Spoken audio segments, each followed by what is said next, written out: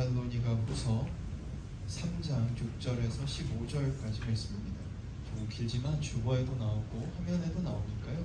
우리 한 목소리로 함께 읽으면 좋겠습니다. 함께 읽겠습니다. 형제들아, 우리 주 예수 그리스도의 이름으로 너희를 명하노니 게으르게 행하고 우리에게서 받은 전통대로 행하지 아니하는 모든 형제에게서 떠나라. 어떻게 우리를 본받아야 할지를 너희가 스스로 아나니 우리가 너희 가운데서 무질서하게 행하지 아니하며 누구에게서든지 음식을 값없이 먹지 않고 오직 수고하고 애써 주야로 일함은 너희 아무에게도 폐를 끼치지 아니하려 함이니 우리에게 권리가 없는 것이 아니요 오직 스스로 너희에게 본을 보여 우리를 본받게 하려 함이니라. 우리가 너희와 함께 있을 때에도 너희에게 명하기를 누구든지 일하기 싫어하거든 먹지도 말게 하라 하였더니 우리가 들은즉 너희 가운데 게으르게 행하여 도무지 일하지 아니하고 일을 만들기만 하는 자들이 있다 하니 이런 자들에게 우리가 명하고 주 예수 그리스도 안에서 권하기를 조용히 일하여 자기 양식을 먹으라 하노라. 형제들아, 너희는 선을 행하다가 낙심하지 말라. 누가 이 편지에 한 우리 말을 순종하지 아니하거든 그 사람을 지목하여 사귀지 말고 그로 하여금 부끄럽게 하라. 그러나 원수와 같이 생각하지 말고 형제같이 권면하라. 아멘. 오늘 말씀의 제목은 책임과 관리였습니다. 눈이 오는데도 이렇게 와줘서 만날 수 있어서 너무 고맙습니다. 오늘 말씀을 보면요, 바울 사도가 이렇게 말합니다. 형제들아, 우리 주 예수 그리스도의 이름으로 너희를 명하노니 게으르게 행하고 우리에게서 받은 전통대로 행하지 아니하는 모든 형제에게서 떠나라. 공동체 안에서 게으르게 하고 받기만 하는 사람들에게서 떠나라. 그 사람들하고 친하게 지내지 말아라 라고 말을 해요. 그러면서 이렇게 말합니다. 어떻게 우리를 본받아야 할지를 너희가 스스로 아나니 우리가 너희 가운데서 무질서하게 행하지 아니하며 누구에게서든지 음식을 값없이 먹지 않고 오직 수고하고 애써 주야로 일함은 너희 아무에게도 폐를 끼치지 아니하려 함이니 이렇게 말하고 있습니다. 이게 무슨 소리냐면 원래 사도들과 함께 전도하고 다니는 사람들은 그때 시대에 어느 교회에 가든지 그 교회에서 말씀을 전하고 예수님에 대한 얘기를 하고 나면 그게 일을 한 걸로 쳐가지고 그냥 식사를 할 수가 있었어요. 그런데 바울 사도는 그렇게 하지 않고 같이 다니는 사람들과 함께 식사 준비도 돕고 그 사람들의 생계도 같이 돕고 또 자기도 천막을 만드는 일을 해서 또 자기 생계도 스스로 지켜나가려고 노력을 했습니다. 물론 교회에서 아주 제공을 받지 않은 건 아니지만 열심히 교회 일도 돕고 사람들 일도 돕고 자기 일도 해서 자기의 책임을 다하려고 했어요. 그리고 나서 말하는 겁니다. 내가 한 것처럼 너희도 본받았으면 좋겠어 라고 말하고 있는 거예요. 우리에게 권리가 없는 것이 아니다라는 게 바로 그 말입니다. 9절에 나오고 그래서 스스로 본을 보여서 너희도 본받게 하려고 우리가 그렇게 열심히 했어. 그러니까 너희도 서로 사랑하고 자기 할 일을 좀 다 했으면 좋겠어. 게으르지 말고 받기만 하지 말고 성실하게 했으면 좋겠어 라고 말을 하는 거예요. 그러면서 쭉 얘기하기를 너희가 어떻게 살고 있는지 우리가 알아. 근데 개 중에 몇몇이 그렇게 하지 않고 자기 앞가림 못하고 자기 책임도 안 지고 일을 만들기만 하는 사람들이 있는 줄 우리가 알아. 그 사람들하고 친하게 지내지 않길 원해. 근데 너무 배척하지 말고 그 사람들에게 권면이라는 거는 이렇게 권해서 가르치라는 뜻이거든요. 야, 그러지 말고 너도 이거 해야 돼 라고 말하라는 거예요. 쉽게 말해서 준비 다 해놓으면 와서 딱 먹고 가는 사람들이 있잖아요. 마이크가 약간 이상하네요. 그렇죠? 네. 먹고 그냥 가기만 하는 사람들이 있는데 그 사람들처럼 하지 말고 그 사람들을 너무 배척하지도 말고 그 사람들이 함께 참여할 수 있도록 가르치라고 얘기하는 거예요. 가르치는 방법이 뭐냐? 먼저 바울 사도가 보여준 겁니다. 먼저 너희가 책임을 다하고 나서 그 사람에게 말하면 그 사람도 한 번쯤은 참여하지 않을까? 한 번쯤은 함께하지 않을까? 라고 말하는 거예요. 권리에 대한 얘기를 그래서 하고 있습니다. 권리라는 건요, 책임을 다할 때만 주어지는 거예요. 내가 뭔가를 맡았을 때 그것을 다하지 않으면 권리를 얻을 수 없습니다. 어렸을 때는 사실 성인이 되기 전에는 누구도 나에게 책임을 묻지 않아요. 이게 무슨 소리냐면요, 목사님 숙제 안 하면 혼나는데요, 밥 먹고 나서 그릇 설거지통에 안 넣으면 엄마 아빠한테 혼나는데요, 이게 책임을 다하는 거 아니에요? 라고 물을 수 있어요. 여기 대학생 선생님들 있잖아요, 그렇죠? 그리고 대학 나오신 선생님들도 있고, 한번 물어보세요. 과제 안 하면 교수님이 뭐라고 합니까? 과제 안 한다고 뭐라고 안 합니다. 아무 말 안 해요. 출석 안 한다고 뭐라고 하나요? 뭐라고 안 합니다. 네, 정말 좋을 것 같죠? 정말 좋은 줄 알고 보통 1학년 1학기 때 펑펑 놉니다. 고마워요. 감사합니다. 펑펑 놀아요. 펑펑 놀아서 1학기 딱 끝나고 나서 보니까 학사 경고를 받습니다. 그러면 F를 3개 맞으면 보통 학사 경고를 주거든요. 학사 경고가 새 학기 동안 누적되면 퇴학당해요. 네. 교수들은 그런 걸 안 해줍니다. 처음 오리엔테이션 때 설명해주고 더 이상 말해주지 않아요. 근데 이제 성인이 됐으니까 막 밤새 술 마시고 친구들하고 놀고 동아리 만들어서 동아리 들어가지고 동아리 활동하고 하다 보면 밤샐 때도 많고 아침에 늦잠 잘 때도 많고 친구들하고 연애도 하고 막 하다 보면 손 못 들어가고 과제도 뭔지 모르고 과제도 안 내고 옆에 애들한테 물어봐도 과제 잘 안 알려주고 자기들 과제하느라 바빠가지고 또 친한 애들 물어보면 같이 놀았으니까 걔네도 과제 뭔지 모르고 이러다가 막 학사경고 맞습니다. 그리고 학사경고를 맞고 나면 그때 깨달아요. 아, 내가 알아서 해야 되는.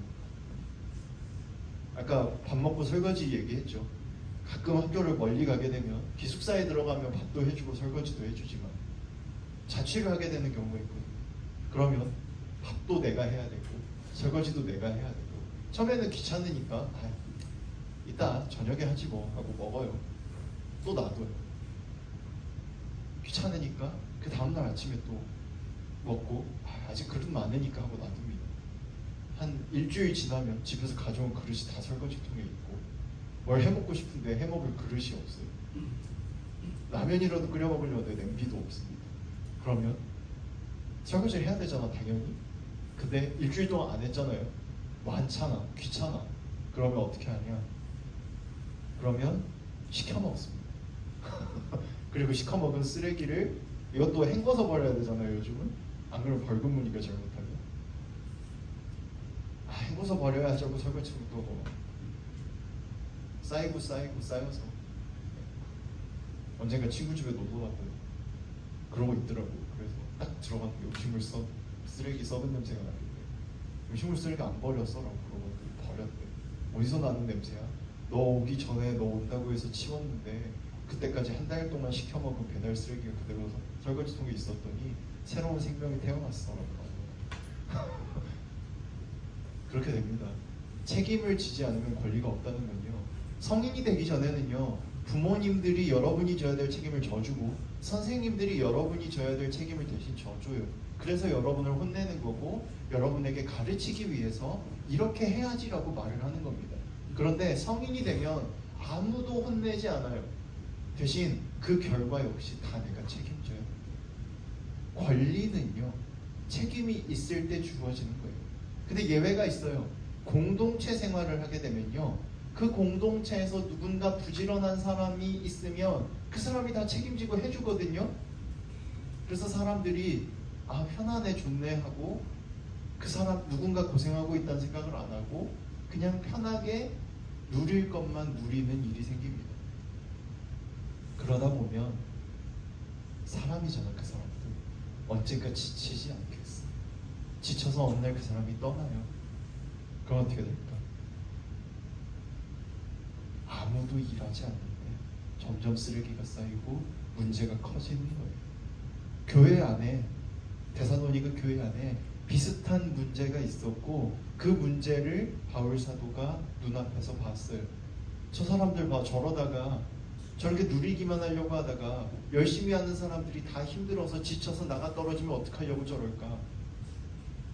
그래서 바울 사도가 말합니다. 야, 내가 공짜로 밥 먹는 거 봤어? 내가 너희 교회 가서 너희에게 설교 말씀 전하고 나서 식사 준비하는 것도 도와주고 청소하는 것도 도와주고 다 도와줬잖아. 내가 하는 것처럼 너희도 했으면 좋겠어. 그리고 만약에 도저히 안 하는 사람이 있으면 그 사람 일단 끼워주지 마. 그 사람한테 밥 주지 말고 잠깐 떼어놔. 그리고 나서 그 사람에게 말해. 같이 하자. 같이 일하고 같이 먹자. 그냥 먹고 놀지만 말고 누군가가 고생하고 있는 거 너도 봤지 않니? 같이 하자. 사실 교회는요, 사람들이 자꾸 착각해요. 교회는 좋은 일 하는 곳이죠 라고요. 아니요. 교회는 함께 모여서 공동체를 이루고 그 공동체가 하나님 안에 기뻐하는 곳이에요. 기뻐하기 위해서 필요한 건요, 모두가 각자 책임을 져야 합니다. 각자 1인분의 책임을 모두가 져야 돼요. 그렇지 않으면 다른 누군가가 책임지게 되잖아요. 기도를 지금 제가 대표 기도를 없앤 이유가 그거예요. 대표 기도를 해놓으면 선생님들은 여러분이 사랑하고 여러분을 믿으니까 저한테 말해요. 아, 와요. 기도하러 올 수 있다니까요. 이름 올려놓으세요. 아, 걔가 어떤 앤데요. 잘해요. 제가 말할게요 라고 당당하게 저한테 말합니다. 근데 갑자기 가족 일이 생기든지 기도하기가 너무 부담스러웠든지 아침에 늦잠을 잤든지 갑자기 못 오는 일이 생겨요. 그러면 다른 누군가가 기도를 하게 되잖아요. 봉헌위원도 사실은 없애고 싶지만 봉헌위원까지 없애면 너무 아무것도 안 시키는 것 같아서 그대로 뒀거든요. 네. 근데 누군가가 피해를 보게 돼요. 그것 때문에. 그래서 일단 기도를 없앴어요. 혹시 하고 싶은 사람이 있으면 신청해 주세요 라고 처음에 바꿀 때 광고를 했습니다. 그러면 그 주에는 미리 신청해 주면 그 주에는 기도를 대표 기도를 바꾸겠습니다 라고 했어요. 우리가 사실 교회에 와서 가장 중요한 건요, 뭔가 더 잘하고 완벽하게 하는 게 아니에요. 함께 즐거운 거예요. 하나님 안에서 함께 행복해지는 거예요. 그러려면 잘했네 못했네 판단하는 것보다 중요한 게 우리가 함께 누구나 조금씩 나눠서 짊어져야 될 것을 잘 짊어질 수 있니를 묻는 거예요. 그리고 만약에 그 부담이 쓸데없는 부담이라면, 줄일 수 있는 부담이라면 줄여나갈 수도 있어야 해요. 우리가 함께 교회를 이룬다는 건 그런 거예요. 하나님이 우리에게 말씀하신 것은 너희 목숨을 바쳐서 하나님을 섬겨가 아니에요. 목숨을 바쳐서 하나님을 섬겨라고 말하기 이전에 이렇게 말씀하셨어요. 내가 너희를 사랑해. 내가 거룩하니 너희도 거룩해. 내가 너희와 함께 할 테니까 너희가 너희 목숨을 바쳐서 내 곁에 있어 라고 말합니다. 그런데 우리는 우리가 알고 있던 기존 관념의 신을 자꾸만 생각하고 그 신의 모습을 하나님에게 투영하기 바빠요. 그러다 보니까 하나님께서 앞에 하셨던 내가 너희를 얼마나 사랑하고 너희와 함께 해주고 너희와 거룩하고 너희에게 복을 줄 테니까 라는 말을 지워버리고 목숨을 바쳐 섬겨야 해. 목숨을 바쳐 곁에 있어야 돼만 남길 때가 많아요. 말을 안 하는 것도 아니고 성경을 읽으면서 읽지 않는 거에 아닌데도 불구하고 자꾸만 잊어버려요. 그러나 하나님은 정확히 오늘 바울 사도가 교회에 말한 것과 똑같이 말씀하십니다. 내가 너희를 사랑하는 것처럼 너희도 서로 사랑하라. 이거는 구약 성경에서도 단어만 다르지 똑같이 이어지는 말이에요. 우리에게 절대로 그냥 짐을 지라고 하지 않았어요. 함께 해주겠다고 말씀하신 거예요. 두려워하지 말고 무서워하지 말라고 하셨어요. 잘잘못을 따지지 않을 테니까 여러분 생각나는 게 있다면, 물론 아직 연습이 안 되는 분들은 혹 말할 수도 있어. 순간적으로 욱해가지고 야 그게 말이 되니 할 수도 있는데 그 말에 주눅들지 말고 여러분이 생각하는 거 원하는 거 중고등부가 더 좋아지려면 이런 게 있으면 좋겠어요 라고 생각되는 것이 있으면 선생님들에게 자유롭게 말하세요. 그리고 선생님들도 그게 현실적으로 가능한지 회의를 통해서 고민할 거고 또 여러분들과 함께 고민을 나누고 누가 어느 정도까지 그걸 나눠줘야 그게 가능한지를 또 생각해서 이 중고등부가 점점 더 행복해질 수 있도록 할 거예요. 그러니까 믿고 우리가 서로를 믿고 의지하며 중고등부를 예쁘게 만들어 나갈 수 있으면 좋겠어요. 하나님 안에 교회가 아름다운 교회가 될 수 있으면 좋겠어요. 교회는 건물이 아니에요. 교회라는 말은 사귀는 모임이라는 말이잖아요. 한자어로는. 원래 원서 원어로도요. 에클레시아라고 해서 모이는 걸 말하는 거예요. 모임이라는 뜻이거든요. 여러분이 모여 있을 때 교회가 되는 거예요. 이 건물은 모임 장소에 불과합니다. 아름다운 교회가 될 수 있기를 소망합니다. 기도하겠습니다. 고마워요. 먼저 좀 해주시고 손목으로 눈 감아주시고요. 조금 길어졌는데 짧게 하고 제가 기도하고 순서를 이어나가도록 하겠습니다. 이 시간 기도할 때 떠올려줬으면 좋겠습니다.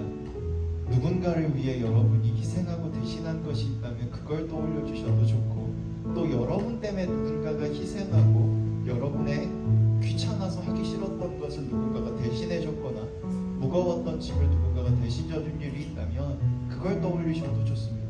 그리고 기도했으면 좋겠습니다. 용기를 주셔서 감사합니다. 용기를 주시면 좋겠습니다. 함께 해주시길 원합니다. 목소리 내실 수 있는 분은 내셔서 하시고, 마음으로 하실 분들은 마음으로 하시기 바랍니다. 기도합니다.